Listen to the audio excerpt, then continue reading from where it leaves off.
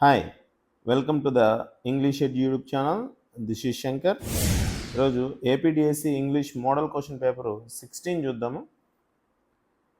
Which material is most suitable for teaching pronunciation to young learners?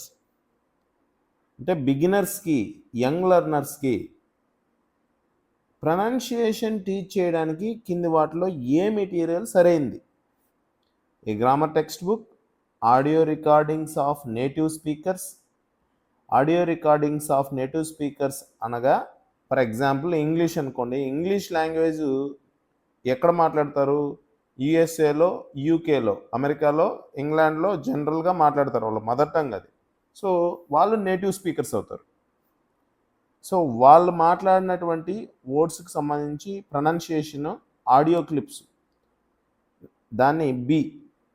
Next A dictionary A return essay, రాయబడినటువంటి essay. ఇందులో ఏది సరిగ్గా set అవుతుంది అని అంటే audio recordings of native speakers. ఒక వర్డ్ని ఎలా ప్రొనౌన్షియేట్ చేయాలో అది మొదటి నుంచి నేటివ్ స్పీకర్కి అలవాటు ఉంటుంది, ఎందుకంటే వాళ్ళ మదర్ టంగ్ కాబట్టి అది.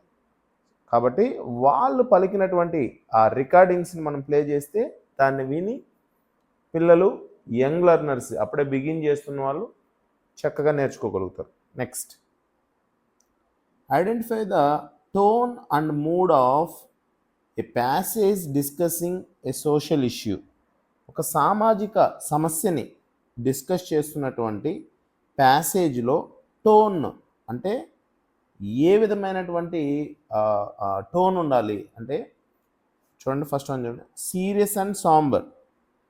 సీరియస్గా ఉండాలి అంటే ఏదైతే సమస్య ఉన్నామో దాని గురించి చాలా తీవ్రతతో చర్చించాలి. సాంబర్ అంటే అందులో ఉండేటటువంటి సాడ్నెస్ తెలిసేలాగా ఉండాలి.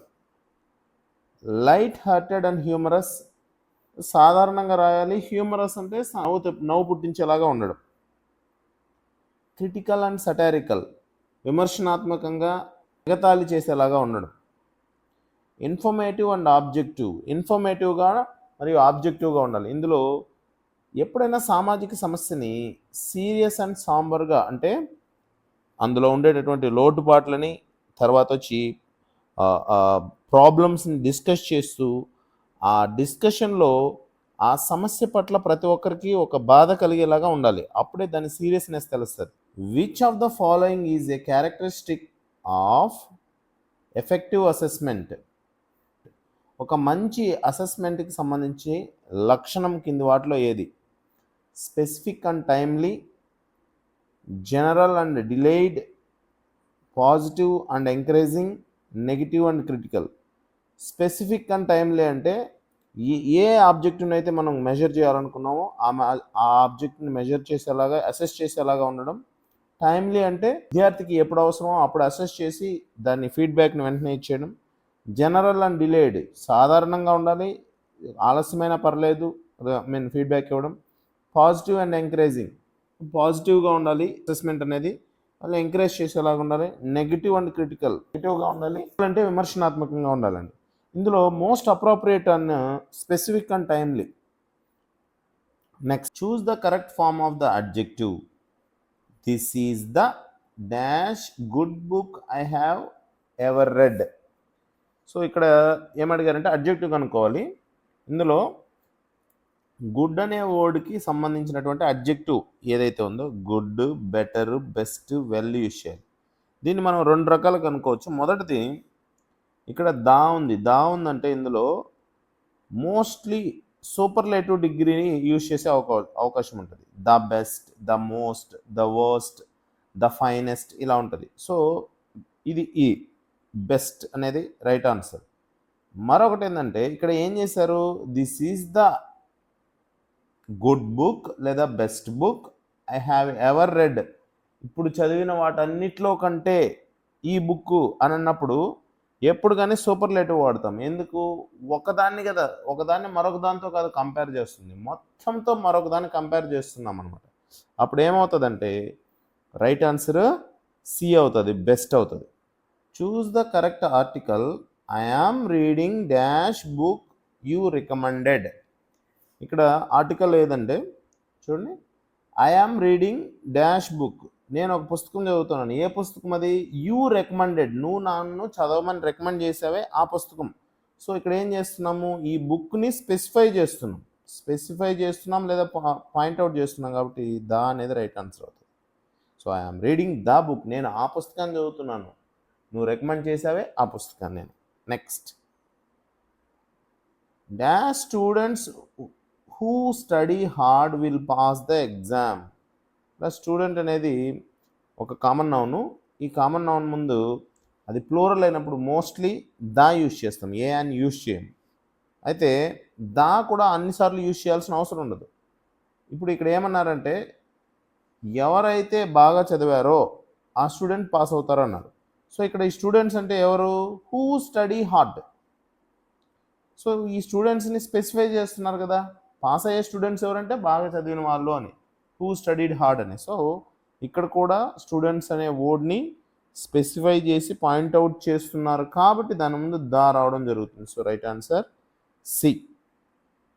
ఓ that I were young again. ఇక్కడ ఈ వర్డ్ని ఏం చేయాలంటే the declarative form of this sentence is, దీని యొక్క డిక్లరేటివ్ ఫామ్ ఇది ఒక ఎక్స్క్లమేటరీ ఫామ్లో ఉంది, ఎక్స్క్లమేటరీ సెంటెన్స్ ఇది. దీన్ని మనం డిక్లరేటివ్ సెంటెన్స్ లాగా చేయాలి.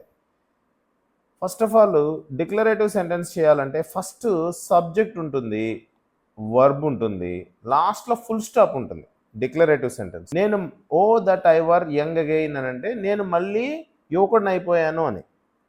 ఎవరైనా సరే యువకుడు అనేవాడు ఆ వయసులో ఉన్నప్పుడే యువకుడు అవుతాడు, ముసలాడు అయిపోయి మళ్ళీ యువకుడు అవడం అనేది సాధ్యం కాదు. కాబట్టి దీన్ని ఏమని చెప్పొచ్చు? ఇమాజినరీ అని చెప్పొచ్చు, లేదా హైపోథెటికల్ అనొచ్చు. సో అది నిజమయ్యే అవకాశం లేదు. కాబట్టి కింద వాటిల్లో నేను మళ్ళీ యువకుడు అవడం అనేది అలా కోరుకోవడం అంతే. I were A young again, I wish I were young again, how did I wish I were young again, I never to be young again. ఇందులో ఇది ఇమాజినరీని తెలియజేస్తుంది. I wish I were young again అంటే నేను మళ్ళీ యువకుడిని అయితే బాగుంటుంది అనే ఒక డిజైర్ని లేదంటే ఒక ఊహని తెలియజేస్తుంది అనమాట. కాబట్టి రైట్ ఆన్సర్ 2, మిగిలినవన్నీ irrelevant. Next, he tried all plans, make it negative without changing it's meaning. బాగా గుర్తుపెట్టుకోండి, హీ ట్రైడ్ ఆల్ ప్లాన్స్ అనే దాన్ని నెగటివ్ రూపంలోకి మార్చాలి, అయితే దాని మీనింగ్ మారకూడదు. సో అతను అన్ని ప్లాన్లు ప్రయత్నం చేశాడని. He never tries all plans, అతను ఏ పని ప్రయత్నం చేయలేదు అన్నారు. ఇది నెగటివే, కానీ దీని మీనింగ్ మారిపోతుంది కదా. అక్కడ ట్రై చేశాడన్నారు, ఇక్కడ ట్రై చేయలేదు అంటున్నారు, కాబట్టి ఇది తప్పు. హీ ప్లాన్డ్ నో ప్లాన్స్, అతను ఏ ప్లాన్ని ప్లాన్ చేయలేదు అన్నారు. సో ఇది కూడా రాంగే అతను. Next, he left no plan untried, దీని మీనింగ్ ఏంటంటే అతను ఏ ప్లాన్ని వదిలిపెట్టకుండా అన్ని ప్రయత్నం చేశాడని. సో ఇదే right answer. He tried all plans అన్నా, హీ లెఫ్ట్ నో ప్లాన్ అన్ట్రైడ్ అన్నా రెండు ఒకటే. అతను అన్ని ప్లాన్లు ప్రయత్నం చేశాడని పైన అంటే ఏ ప్లాన్ వదిలిపెట్టకుండా ప్రయత్నం చేశాడనేది థర్డ్ వన్లో ఉంది. హీ అన్ట్రైడ్ ఆల్ ప్లాన్స్, ఇది ఏ ప్లాన్ని ప్రయత్నం చేయలేదని. So right answer 3. Next, clearly the only way was to swim, the negative form of this sentence is. So దాని సెంటెన్స్ ఏంది? Clearly the only way was to swim అంటే ఖచ్చితంగా లేదా యథార్థంగా ఉన్న ఏకైక దారి ఏంటంటే ఈత కొట్టడమే. సో దీనికి ఏం చేయాలి? నెగటివ్ సెంటెన్స్ చూడాలి. There was no other way except swimming, వేరే దారేది లేదు ఈత కొట్టడం తప్పించి, ఎక్సెప్ట్ స్విమ్మింగ్. సో ఇదే రైట్ ఆన్సర్. మిగిలినవి రైటే కాదో చూద్దాం. There was no way to swimming, ఈత ఆడడానికి దారే లేదు, wrong. Was any other was excepting swimming అనేది, ఎక్సెప్ట్ స్విమ్మింగ్ అనేది అర్థవంతంగా లేదు. There were no ways to swimming, so ఈత కొట్టడానికి వేరే దారే లేదు అని అర్థం అనమాట దీనికి. So right answer 1. Fill in the blanks with a and the or no article. There is dash giant tortoise in Galapagos Islands, nicknamed dash lonesome George, who has never found dash meat. దీనికి article చూడండి, first one చూడండి, there is dash giant tortoise. ఇది ఒక indefinite. Giant tortoise అనేది indefinite. దీనికి ముందు మనం ఏం యూజ్ చేయొచ్చు? ఏ యూజ్ చేయొచ్చు. ఏ జైంట్ టార్టైస్ చాలా ఉంటాయి కదా, కాబట్టి ఏ జైంట్ టార్టైస్ ఒకటి అని. ఇన్ గ్యాలపాగస్ ఐలాండ్స్, గ్యాలపాగస్ దీవుల్లో ఉంది. Nicknamed lonesome George. ఇందులో లాన్సమ్ జార్జ్ అనేది Nick name.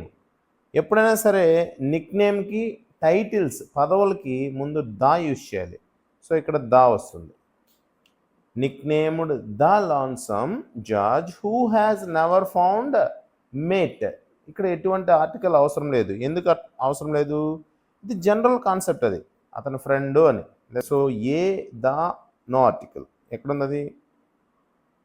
So right answer 3. Dash dinner we had at dash Taj hotel was very nice. ఇక్కడ ఎప్పుడు కానీ ఆర్టికల్ యూజ్ చేయాలి. ఇక్కడ కూడా డిన్నర్కి ముందు ఆర్టికల్ యూజ్ చేయము.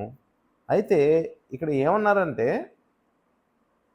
మేము తాజ్ హోటల్లో తిన్నామే, ఆ డిన్నరు చాలా బాగుండింది అని. సో ఇప్పుడు డిన్నర్ అనే దాన్ని ఏం చేశారు? తాజ్ హోటల్ చాలా డిన్నర్స్ చేసి ఉంటారు, అందులో తాజ్ హోటల్లో తిన్న డిన్నర్ గురించి మాట్లాడుతున్నారు కాబట్టి ఇక్కడ ప్రత్యేకంగా ఇక్కడ దా రావడం జరుగుతుంది. అలాగే తాజ్ హోటల్ లేదంటే ఓబెరాయ్ షెరటన్ లేదంటే అప్సరా హోటల్ ఇలా యూజ్ చేసినప్పుడు హోటల్స్ నేమ్స్ ముందు దా యూజ్ చేయవలసి ఉంటుంది. So the is the right answer. Next, choose the correct form of the verb I dash watch TV when the phone rang. ఇందులో వర్బ్ చూడాలి. First one చూడండి, I dash watch TV when the phone rang. ఇక్కడ ఏం చెప్తున్నారంటే phone మోగినప్పుడు, ఈ rang అనేది వీటిలో ఉంది, ఫోన్ మోగినప్పుడు అక్కడ ఏదో జరుగుతుంది. So was watching, am watching, have watched, watch. ఎప్పుడైనా సరే V2 లేదా సింపుల్ పాస్ట్ టెన్స్ కాంబినేషను ఇక్కడ ఉన్న వాటిలో పాస్ట్ కంటిన్యూస్ టెన్స్లోకి రావడం జరుగుతుంది. ఎందుకంటే పాస్ట్ వర్బు పాస్ట్ టెన్స్తోనే కాంబినేషన్తో వస్తుంది కాబట్టి I was watching TV when the phone rang అంటే ఆ ఫోన్ మోగుతున్నప్పటికి నేను టీవీ చూస్తున్నాను అని అర్థం అన్నమాట. అంటే ఆ యాక్షన్ని ఈ యాక్షన్ స్టాప్ చేసింది. ఫోన్ మోగడం అనేది టీవీ చూడడాన్ని స్టాప్ చేసింది లేదా డైవర్ట్ చేసింది అని అర్థం. సో ఇక్కడ మరొక విధంగా ఎలా చెప్పచ్చు అంటే ఎప్పుడైనా సరే వెన్, ఆఫ్టరు, బిఫోర్తో ఒక పాస్ట్ వర్బ్ ఇచ్చినప్పుడు అది ఖచ్చితంగా మరొక పాస్ట్ వర్బ్ వచ్చేదానికి అవకాశం ఉంటుంది, గుర్తుపెట్టుకోవాల్సి ఉంటుంది. అంటే సింపుల్ పాస్ట్తో past perfect, past continuous, past perfect continuous tense, లేదా రివర్స్లో కూడా రావచ్చు. Next, read the following statements about the bilingual method. Bilingual మెథడ్కి సంబంధించి కింద వాటిలో సరైన స్టేట్మెంట్స్ కనుక్కోవాలి. First one, judicious use of mother tongue is allowed in the method. దీని మీనింగ్ ఏంటంటే జుడిషియస్ అంటే మనం ఎంత వాడుతున్నామో మనకు అవగాహన ఉండాలి, ఓవర్ యూసేజ్ ఉండకూడదు. పరిమితికి లోబడి మదర్ టంగ్ని యూజ్ చేయడం అలౌడ్ దేంట్లో? బైలింగ్వల్ మెథడ్లో. సో ఇది కరెక్ట్ స్టేట్మెంట్, ఇది దీనికి సంబంధించి correct statement. Next, the student uses the mother tongue as interpreter or translator. ఇందులో స్టూడెంట్ మదర్ టంగ్ని యూజ్ చేస్తాడు. ఎందుకంటే బైలింగ్వల్ అంటేనే అర్థం ఏంటి? Targeted language English, mother tongue రెండు యూజ్ చేస్తారు. కాబట్టి తనకి ఏవైతే అర్థం కావో వాటి కోసం ఇంటర్ప్రిట్ చేయడానికి అలాగే ట్రాన్స్లేట్ చేయడానికి స్టూడెంట్కి అవకాశం ఉంటుంది. కాబట్టి బి కూడా రైట్ ఆన్సరే. Next, controlled and monitored use is strictly enforced in bilingual method. Controlled and monitored use is strictly enforced in bilingual method అంటే టీచర్ ఎలా ఉంటాడంటే కంట్రోల్ చేస్తూ ఉంటాడు, మానిటర్ చేస్తూ ఉంటాడు మదర్ టంగ్ యూసేజ్ని. ఓవర్ అవ్వకూడదు, అలాగే లెస్ అవ్వకూడదు. ఎక్కడ డిఫికల్టీ ఉంది, ఎక్కడ అవసరం ఉంది అక్కడే మదర్ టంగ్ యూజ్ చేయాలి. మిగిలిన టైంలో మదర్ టంగ్ యూజ్ చేయడాన్ని టీచరు అలౌ చేయకూడదు. కాబట్టి సి కూడా రైట్ ఆన్సరే. Next, the teacher is expected to be an interpreter or translator. Teacher ట్రాన్స్లేటర్గా ఉండకూడదు. మదర్ టంగ్ని తను ఎక్కువ యూజ్ చేయకూడదు. అతను వీలైతేనే యూజ్ చేయాలి, చాలా తక్కువ యూజ్ చేయాలి అది కూడా. కాబట్టి ఇది రాంగ్ స్టేట్మెంట్. అతను ప్రతి ఒక్కటి ట్రాన్స్లేట్ చేస్తుంటాడు, ఇంటర్ప్రిట్ చేస్తుంటాడు మదర్ టంగ్లోకి అనేది wrong statement. The student becomes language dependent when the mother tongue is dropped. Class రూమ్లో మదర్ టంగ్ యూజ్ చేయడం ఆపేసినప్పుడు స్టూడెంట్ ఏమవుతాడంట, డిపెండెంట్ అయిపోతాడంట. దేనిపైన? మదర్ టంగ్ పైన. మదర్ టంగ్ మీద ఎందుకు డిపెండ్ అవుతాడు? ఇంగ్లీష్ పైన డిపెండ్ అవుతాడు. ఎందుకు? మదర్ టంగ్ యూసేజ్ లేదు కదా, కాబట్టి ఇండిపెండెంట్ అవుతాడు కానీ డిపెండెంట్ అవ్వడు. సో ఇది కూడా రాంగే. సో రైట్ స్టేట్మెంట్స్ ఏవి బైలింగ్వల్ మెథడ్ గురించి? ఏబిసి. సో ఏబిసి ఎక్కడుంది? 3. ఇది right answer. The aim of this method is to make the students thoroughly understand the target language through the use of both mother tongue and the target language. ఇక్కడ target language అంటే English అని గుర్తుపెట్టుకోండి. కింది మెథడ్లో ఏ మెథడ్లో student mother టంగ్ని use చేసి టార్గెటెడ్ లాంగ్వేజ్ని చాలా చక్కగా నేర్చుకుంటాడు అని. ఆప్షన్స్ చూద్దాం. Bilingual method, audiolingual method, grammar translation method, direct method. ఇందులో మనకు రైట్ ఆన్సర్ అయ్యే అవకాశము బైలింగ్వల్, గ్రామర్ ట్రాన్స్లేషన్ మెథడ్కు ఉన్నాయి. మిగిలినవి సంబంధం లేనివి. ఎందుకంటే ఈ రెండిట్లోనే 2 లాంగ్వేజెస్ యూజ్ చేయడం జరుగుతుంది. అయితే గ్రామర్ ట్రాన్స్లేషన్ మెథడ్లో కంప్లీట్గా మదర్ టంగ్ యూసేజ్ అనేది ఎక్కువ ఉంటుంది. బైలింగ్వల్ మెథడ్లో అలా కాకుండా mother tongue usage, targeted language English usage 2 కాంబినేషన్లో తను టార్గెటెడ్ లాంగ్వేజ్ అన్నటువంటి ఇంగ్లీష్ని నేర్చుకోవడం జరుగుతుంది. కాబట్టి right answer 1.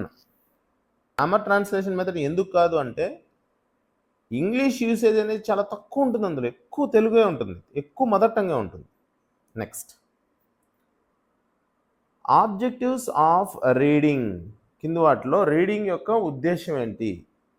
Enable the students to learn LSRW, make the students silent readers, స్టూడెంట్స్ని సైలెంట్ రీడర్స్గా చేయడం, enable the students to interact, students ఒకరితో ఒకరు మాట్లాడేలాగా చేయగలగడం, make the students silent speakers, silent speakers అయ్యేలాగా చేయడం. కింద వాటిలో రైట్ ఆన్సర్ ఏంటంటే రీడింగ్ అనేది ఎప్పుడు కానీ రీడింగ్ ఒకటి చేసినట్లయితే ఆటోమేటిక్గా లిజనింగ్, స్పీకింగ్, రైటింగ్ అనేది ఆటోమేటిక్గా రావడం జరుగుతుంది. ఎవరైతే చక్కగా చదువుతారో వాళ్ళు మాట్లాడగలుగుతారు, అలాగే వినడం కూడా చక్కగా చేస్తారు. అలాగే బాగా చదవగలిగే వాళ్ళు సెంటెన్స్ స్ట్రక్చర్ మీద అవగాహన ఉంటుంది కాబట్టి రైటింగ్ కూడా చక్కగా చేయగలుగుతారు. ఎందుకంటే రీడింగ్ అనేది లిజనింగ్, స్పీకింగ్, రైటింగ్కి ఖచ్చితంగా హెల్ప్ అవుతుంది. ఆటోమేటిక్గా రీడింగ్ కూడా హెల్ప్ అవుతుంది కదా. So reading is nothing but reading కదా. కాబట్టి LSRW అనేది స్టూడెంట్స్లో చక్కగా డెవలప్ అవుతుంది. The following is not a problem connected with learning English in our schools. కింద ఇచ్చిన వాటిలో ఇంగ్లీష్ లాంగ్వేజ్ నేర్చుకోవడానికి సంబంధించి ప్రాబ్లం కానిది అంటే పాజిటివ్ ఉంటుంది. అక్కడ మనకు కావాల్సిన ఆన్సర్ పాజిటివ్ అయి ఉండాలి. ప్రాబ్లమ్స్ ఉంటాయి కింద వాటిలో, ప్రాబ్లం కానిదాన్ని ఎంచుకోవాలి మనం, అంటే పాజిటివ్ స్టేట్మెంట్ ఎంచుకోవాలి. ఫస్ట్ వన్ చూడండి, the children get opportunities to listen to English for about 40 minutes in there mother tongue environment. So ఇక్కడ ఎక్కువ మదర్ టంగ్ మాట్లాడే వాళ్ళు ఉండడం వల్ల ఇంగ్లీష్ మాట్లాడడానికి అవకాశం తక్కువ ఉంటుంది. అదే మన ఇండియాలో ప్రాబ్లం. సో 40 minutes ఇంగ్లీష్ అనేది చాలా తక్కువ దొరుకుతుంది అతనికి వినడానికి, లేదా ఎక్స్పోజర్ అనేది తక్కువ దొరుకుతుంది. Students do not get enough opportunities to learn English. Correct. పిల్లవాడు ఇంగ్లీషు ఎక్కువ నేర్చుకోవడానికి అవకాశం దొరకదు. జస్ట్ ఆ పీరియడ్లో లేదా ఆ పీరియడ్ దాటిన తర్వాత కాస్త సమయమే ఇంగ్లీష్ నేర్చుకోవడానికి అవకాశం దొరుకుతుంది ఇండియాలో. Next, English is taught by qualified teachers in any school in India. ఇండియాలో ఏ స్కూల్లో అయినా సరే క్వాలిఫైడ్ టీచర్స్ ఇంగ్లీష్ని టీచ్ చేస్తారు. అవును, మనకు ఇండియాలో ప్రతి ఒక్కరు క్వాలిఫైడ్ అయిన వాళ్ళే టీచర్గా వర్క్ చేయడానికి ఎలిజిబిలిటీ ఉంటుంది కాబట్టి ఇది ప్రాబ్లం కాదు.